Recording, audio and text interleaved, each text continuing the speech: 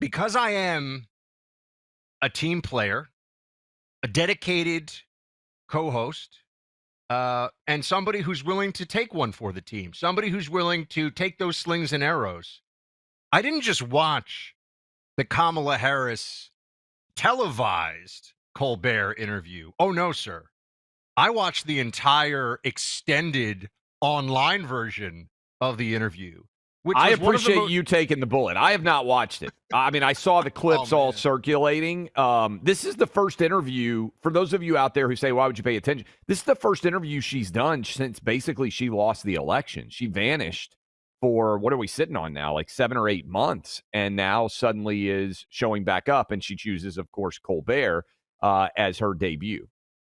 Yes, and it is such a reminder. Now, Clay, I want to be clear here. Clay was not saying, and we have a stake on this one, and I'm still trying to get back the world's most expensive steak that I had to buy for Clay, right? So there's got to be payback here. It was very good, and there was a whole light show that went along with it, so we had some fun here in Miami Beach. I hear about this place, Bourbon Steak, in Nashville, which has incredible views, and it's very fancy. To be fair, it's a chain, and I'm going to make enemies today, but if you were visiting Nashville and you were asking for where to go steakhouse, because it's all the way at the top, like 43rd story, you can see the whole city, I would suggest that that's the best steakhouse to go to. Now, as long as it's expensive, as long as you have to take out that Clay credit card and we do substantial damage, that's what I'm really looking for, because I'm still smarting over the Miami Beach steak. But to be clear, Clay's thinking in a few years, and we're not going to get too into the back and forth on this today, but we did that yesterday, that Kamala is at least going to run. Yes. That's not a crazy, I think that's not going to happen, but that's obviously our bet. I think we both agree if she runs, that's amazing for Republicans, or rather, if she were the nominee and won, that would be amazing for Republicans, which means I think we both see this as this is one of the worst politicians to have been at this level, a vice president stepping in to run as the nominee that we have ever seen. I just wanted to share with some of you, so Clay and I could do a little joyriding here through the Colbert interview. Clay, you haven't even heard all of these yet, because some of them are from the. I wanted to react to them. In all honesty, I knew this was going to happen. I knew we would lead with it, and I want to react as if a lot of you out there are too. I have not heard one. I've seen the clips circulating, but I purposely did not watch any of them because I knew we'd be reacting to them. Now, I just want to point this. Why did I start off today talking about it's a good time for the country? And it is. I saw the jobs numbers, not great. I understand. It's 1 month, no big deal. Economy overall doing really well. And we'll get into some of those specifics here in a moment. But I think it's important to remind you all that this person that we're about to play the clips from could have been the president of the United States. Okay? That we could be sitting here talking about President Kamala 6 months into her administration with a stalled out economy, a wide open border, rising crime instead of the drops in crime that we're seeing actually nationwide now. Never mind all the executive orders that a Harris administration, the staffers who actually run it, would have signed. It would have been a nightmare. And I just think when you start to listen, Clay, to some of these Kamala clips, I mean, first of all, we have her saying that she's decided not to run for governor because the system is broken, Clay. Play cut. This is cut 5, play 5. Announcement that you're not running for the governor of California. Correct. Even though in early polling you beat every other candidate by double digits, you said you're going to sit this one out. Why are you sitting this one out? Are you saving yourself for a different office that might be? No.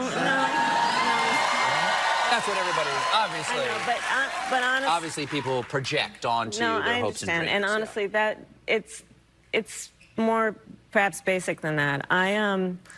Listen, I am a devout public servant. I have spent my entire career in service of the people.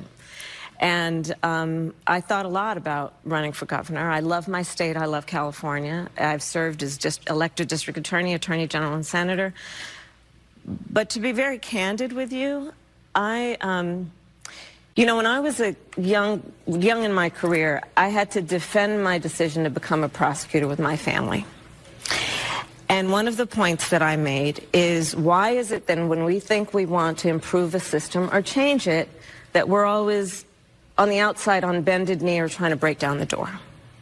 Shouldn't we also be inside the system? And that has been my career. And recently I made the decision that for now, I don't want to go back in the system. I think it's broken. It's broken because she didn't win, Clay. That's why it's broken. I hate this. I hate this. She's been in the system for her entire life. You and I and every taxpayer out there has funded Kamala Harris's entire life. Has she ever had a private sector job? That means taxpayer dollars are not funding her existence. I don't think so. Maybe when she claims to have worked at McDonald's as a teenager, but as an adult, she has worked inside of the state apparatus at California, and then inside of the federal government apparatus as a senator and as a vice president. You don't get to work inside of a system for 30 years, 35 years, whatever the heck the math is, and then suddenly step outside of it for 6 months and say, hey, I don't want to go back into it because it's broken. I think, and I said this yesterday, and I am going to die on this hill, I think her advisor said, it's actually a backward step for you to be governor because you've already been a senator. You've already been a vice president. You don't need to prove anything by being governor. And so just take a little bit of time, off, and then you can decide to run next year, a little bit after next year, early 27 to be president. Well, and if she lost, I think you and I agree on this point. If she lost the California governor's race, her career is then over. She really is toast. Her career then is she really over. is toast. I still think that really what I'm seeing here with this Colbert appearance, and by the way, this goes to, for anyone who's going to say, and we're going to get the emails that momentarily, I'm sure, why are you talking about Kamala Harris? Who's the leader of the Democrat Party? Yeah. Who is the leader right now? This matters. And in fact, she was asked on the Colbert show who the leader of the Democrat Party is. This is cut 8, and you got a very Kamala answer on this one. Listen. Who's leading the Democratic Party? I'm just curious. There are lots of leaders. And there's generally a leader of the Democratic Party.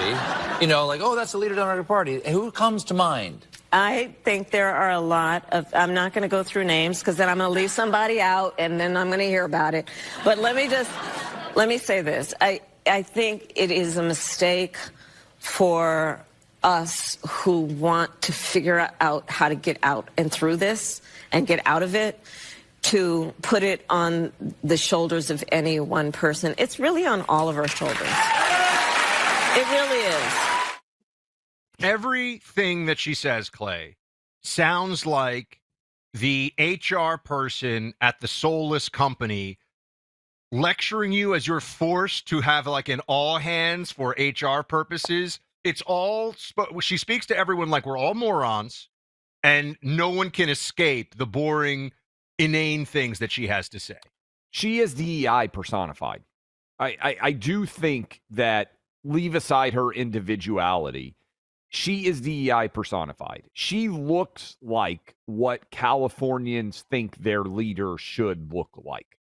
That is, you know, she's mixed race Asian, mixed race Black woman, attractive, and she is that sort of portrait on the wall of what California wants to see when they see a leader. The problem is she really is an empty suit, and that's, I think, largely what many people out there have an issue with DEI. Best man or best woman, right? Let's apply the meritocracy. It doesn't matter what your background is. It doesn't matter who your daddy or your mommy were. This is why I think the sports analogy applies. Nobody gets to start with a different score on the scoreboard, right? And I think that is why I'm making this argument in my new book, and I'm curious if you could think of something.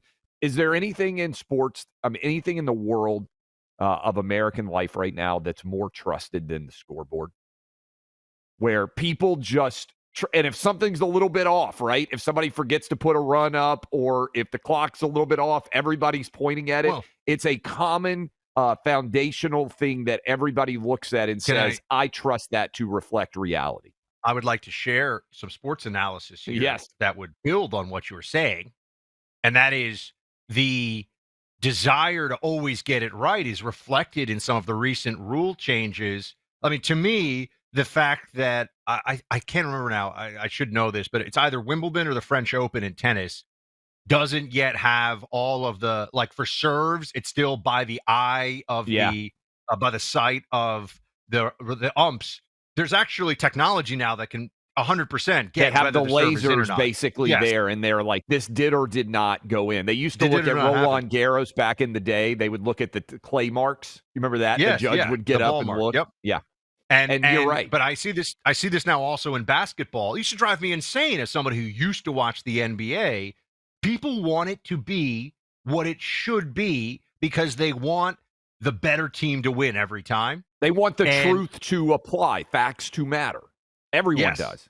And you see it is true. You see this with sports where there is a true sense of outrage that people, I mean, I'm still outraged about when when the Sacramento Kings had the LA Lakers steal a series from them, and the Kings would have won that. I think this is like 20 years ago now. Oh yeah, and I think that's it was one of the most famous. It's one of the most famous. The Lakers, Kings, Vlade Divac, Bibby, all those guys back in the day. That series just kind of fell apart. And I think we want to get back to feeling in politics. This goes to election integrity. This goes to the honesty of the transparency. We're seeing a whole range of things, Russia collusion, everything. We want to know what the real scoreboard is in politics too, and what's going on here. And Kamala Harris coming out to give everybody a lecture on how the system is broken after she was the vice president for 8 years. Why isn't she telling us about how she fixed the system or fixes she made to the system? No, it's all about bitterness, which also goes to Colbert sitting there, talk about bitter. The whole thing was just so sad. It was two losers, Colbert and Kamala, who were given far more than they deserve, having a little cry session together because Trump is president. Yeah, and I do think the symbolism of Kamala picking Colbert as her first back to the grind interview, to the extent it's a grind in any way. Colbert, if I were sitting in Colbert's chair, I think the math came out. They did the deep dive. He had 120 Democrat guests, and I believe it was 0 Republican guests sitting in that chair. If you are on CBS like that, I don't begrudge Colbert getting Kamala, but he should be begging for Trump to come on too, right? If that were true arbiter of trying to appeal to everybody. We don't have time for it now. Maybe if we want to play, we come back. I don't think this, again, I only watched the extended, but I don't think this part of it aired. You should hear what Colbert calls the sitting president of the United States on his show that is supposedly for all Americans to watch. I mean, you should hear what he said about President Trump. So we can play that for you, what he calls Trump on this show and how richly he deserves the cancellation and the humiliation professionally that he has received. But Kamala Harris is the most cringe-inducing politician to have been at her level, meaning the vice president, that I can remember. And it's funny to see that she's not the leader of the Democrat Party. She may not even have a future. We'll see. But she may not have a future in politics, and there is no leader of the Democrat Party. And the Democrats clearly need chalk. I got my Chalk Daily in my hand right here, my friends. Natural choice for men. This is for men here, but there's also chalk for ladies. Go to choq.com. Chalk Daily. It says boost free and total testosterone. Let me tell you guys, I've been working on I'm telling you the truth. I've been working on my testosterone for the last year, getting those numbers up. I just got a blood test a week ago. My T levels boosted up, feeling better, lost some weight, feeling better. Chalk and proper supplementation in general, which chalk is critical for, helps so much. These are top quality supplements. Go to chalk.com. The Male Vitality Stack set of supplements is specifically designed for the guys out there to give you that boost in T and general wellness and energy and focus and drive. Testosterone is your body's natural source of energy, guys. You need those levels to be as high as you can have them. Go to chalk.com, choq.com. That's choq.com. Get set up like I am. Get chalk delivered monthly to your house. Use promo code BUCK. Again, that's choq.com. Chalk, promo code BUCK.